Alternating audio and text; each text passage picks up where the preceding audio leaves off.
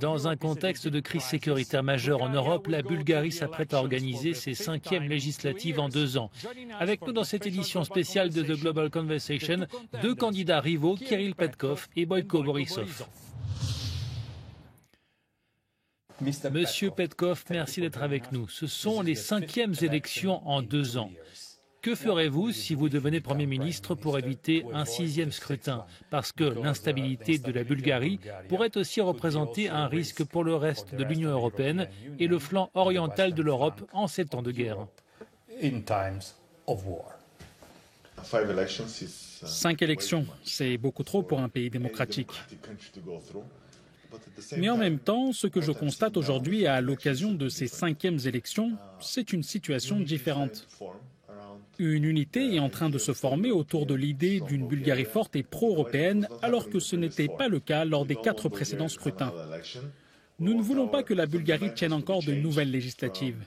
Nous voulons changer nos fondamentaux. Cela va de la mise en place d'un nouveau système judiciaire qui soit vraiment impartial à l'élimination de la corruption. Nous croyons qu'un gouvernement clair, transparent et minoritaire est préférable à une coalition obscure où personne ne sait qui contrôle quoi. Mais un gouvernement minoritaire doit négocier avec les oppositions ou les partis qui ne sont pas dans la coalition, pas après pas. Chaque réforme, chaque loi, chaque mesure. Je pense que la plupart des partis politiques réalisent qu'un changement se profile lors de ces élections. Espérons-le. Mais ils réalisent effectivement qu'un changement se passe. Donc je crois que cette fois, la plupart des gens au sein du parti GERB reconnaissent qu'il y a une manière de contribuer au changement en attendant simplement que des forces politiques comme la nôtre s'emparent de l'intégralité du pouvoir et changent totalement les choses. Ou une autre manière qui consiste à participer au changement et à suivre cette évolution. Par exemple, pour ce qui est du procureur général. Le procureur général est un problème majeur, vous l'avez dit, mais en même temps, pensez-vous qu'avec quelques députés au Parlement, vous serez en mesure de le destituer?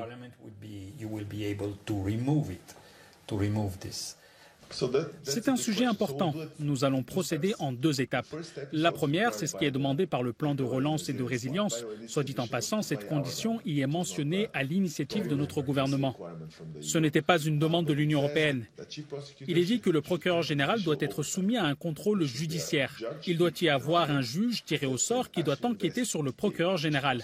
Ce sera du jamais vu. Car jusqu'à maintenant, le procureur général se disait « Seul Dieu est au-dessus de moi ». Or, ce n'est pas Dieu seul qui est au-dessus de lui, c'est un juge tiré au sort qui suivra ce qu'il fait. C'est la base de l'état de droit. C'est vrai. Et donc on pense que cette première étape sera franchie parce que 5 milliards d'euros sont liés à cette réforme. Donc ce serait très difficile pour un parti politique d'expliquer pourquoi, en refusant de mettre cela en place, il ne veut pas obtenir ces 5 milliards pour les citoyens bulgares.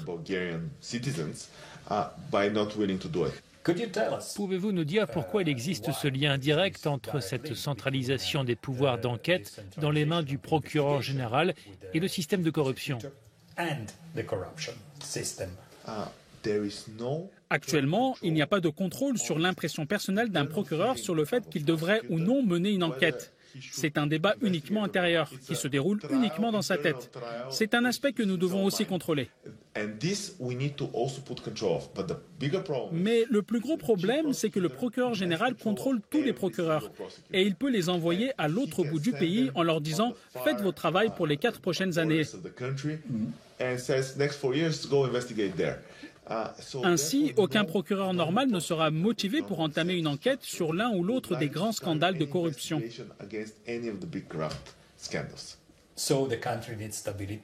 Donc le pays a besoin de stabilité et de réformes. Seriez-vous prêt à créer une grande coalition avec le parti GERB et avec Boyko Borisov au nom de ces défis majeurs que doit relever la Bulgarie?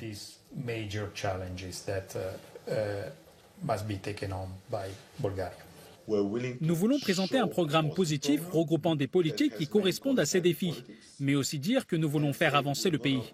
Nous allons le faire au Parlement, où toutes ces questions doivent être votées, et pas seulement avec M. Borisov, mais avec tous les députés.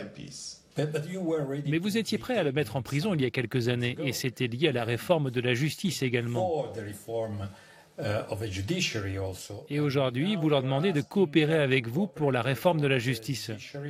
Nous voulons un système judiciaire qui soit libre et impartial. Et je pense que cela permettra à M. Borisov d'être plus à l'aise.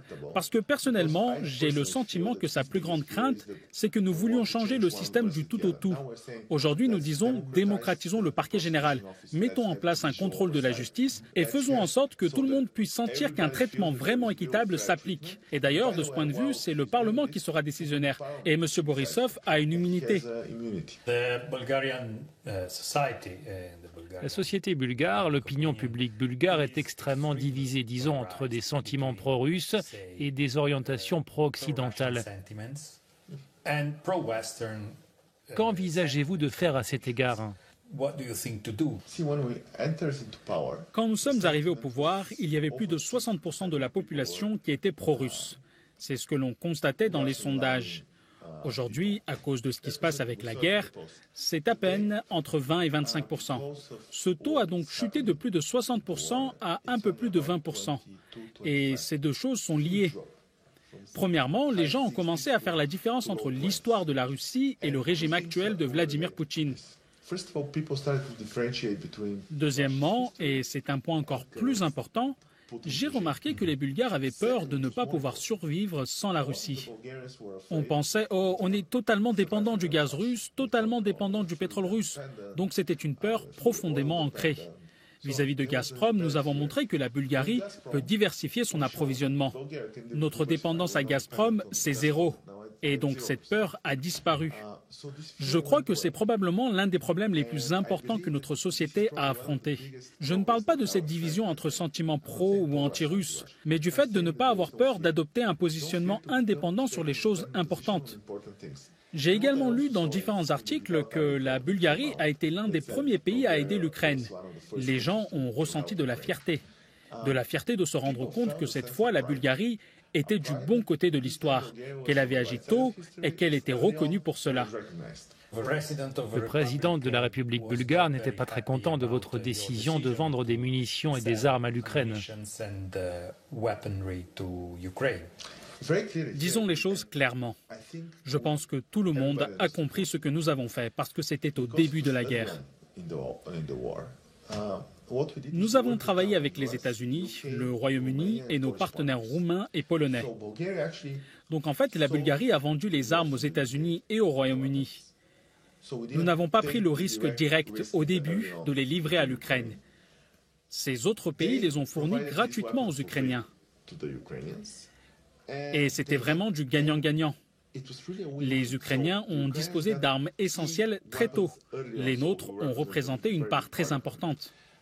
Les États-Unis ont pu bénéficier d'un approvisionnement stable au Royaume-Uni et l'industrie bulgare a très bien fonctionné dans le même temps. Il s'agit donc par exemple d'un cas spécifique de gagnant-gagnant et d'être du bon côté de l'histoire sans prendre de risques directs spécifiques. Oui, mais je le répète, le président Rumen Radev continue de s'opposer à cela. Oui, il s'y oppose et je crois que sa vision de la paix n'est pas celle en laquelle la majorité des Bulgares croient. Sa vision de la paix, c'est, disons, si quelqu'un attaque la Bulgarie et s'empare de son territoire jusqu'à Varna et dit « faisons la paix ». Mais en plus, il dit « ne demandons aucun soutien de la part des États-Unis et faisons la paix ». Eh bien, ce n'est pas la paix. En premier lieu, le pays agresseur doit retourner de là où il vient. Et ensuite, on peut négocier. Sinon, ce n'est pas la paix. Cela reviendrait à autoriser une occupation. Dans le même temps, une société russe, Lukoil, possède toujours officiellement la plus importante raffinerie de pétrole du pays à Burgas.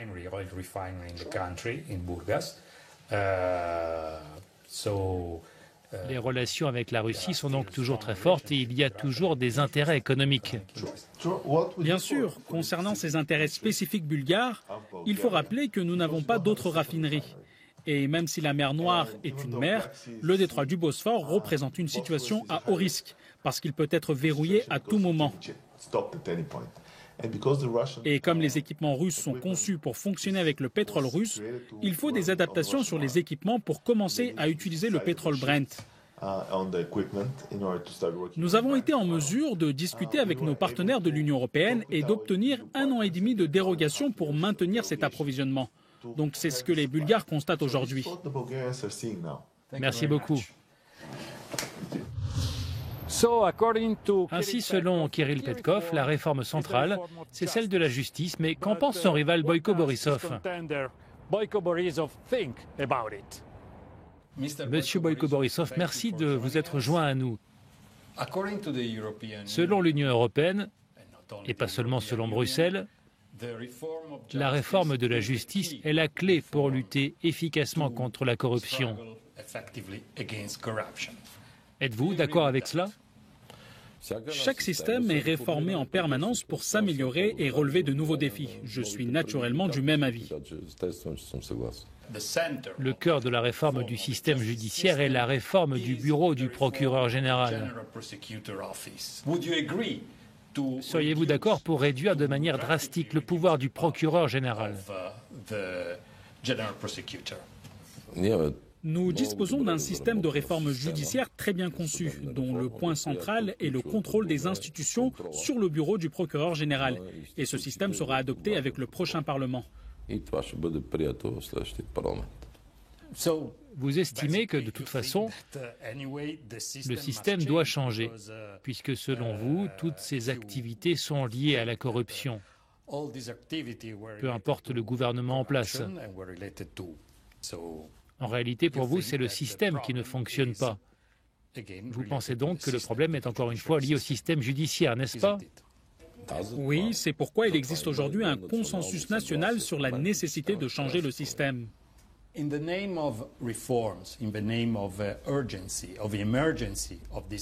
Dans ce contexte d'urgence avec des réformes et la guerre en Ukraine, pensez-vous qu'il serait possible de former une grande coalition avec le parti de Kirill Petkov?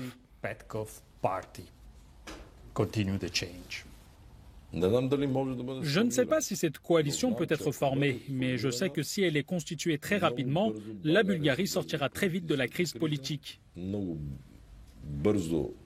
Grâce à la maîtrise dont font preuve les partis de la coalition, de nombreuses bonnes mesures seront prises en faveur de la Bulgarie.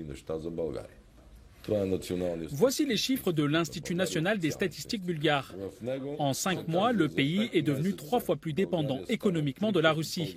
D'après tous ces graphiques, nous avons importé de la Russie des marchandises pour près de 5 milliards de lev, soit 2,5 milliards d'euros. Et les importations en provenance de Russie ont augmenté de 58%. Que feriez-vous pour changer ces tendances que nous devons bien sûr vérifier avant? Nous n'allons tout simplement pas laisser nos rivaux politiques le faire. Nous allons importer un autre pétrole que le pétrole russe, et c'est déjà le cas.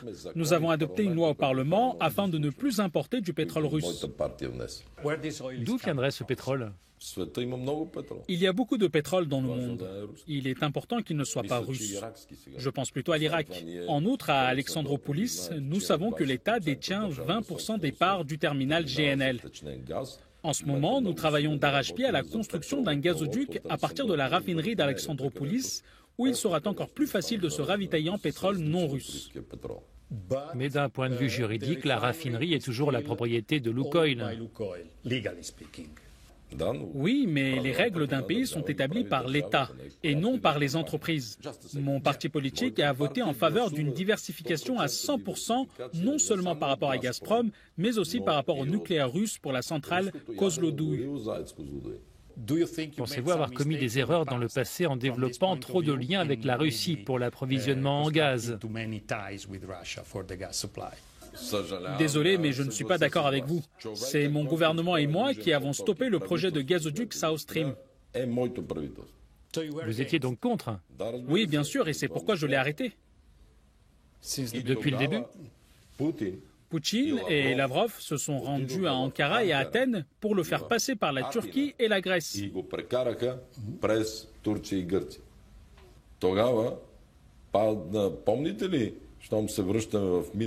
Si nous remontons dans le temps, le principal gazoduc censé venir d'Azerbaïdjan était Nabucco, et il passait par la Bulgarie.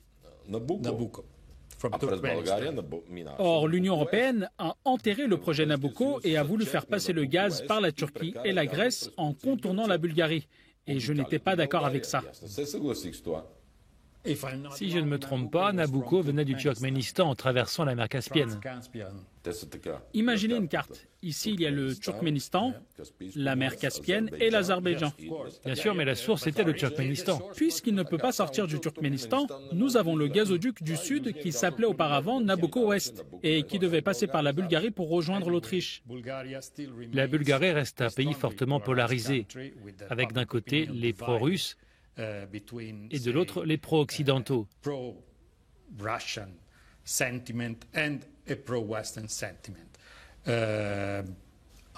Comment feriez-vous pour convaincre les pro-russes de voter pour vous? Avec un minimum de 10%, notre parti, le GERB, perd en raison de sa politique pro-ukrainienne. Avant que la guerre en Ukraine ne commence, nous avons essayé d'avoir une politique équilibrée concernant les Balkans. À partir du moment où Poutine a attaqué l'Ukraine, nous avons gardé notre cap et nous n'avons pas changé de position. C'est Poutine qui est l'agresseur, pas le peuple russe. Et il faut arrêter Poutine. C'est ça la différence.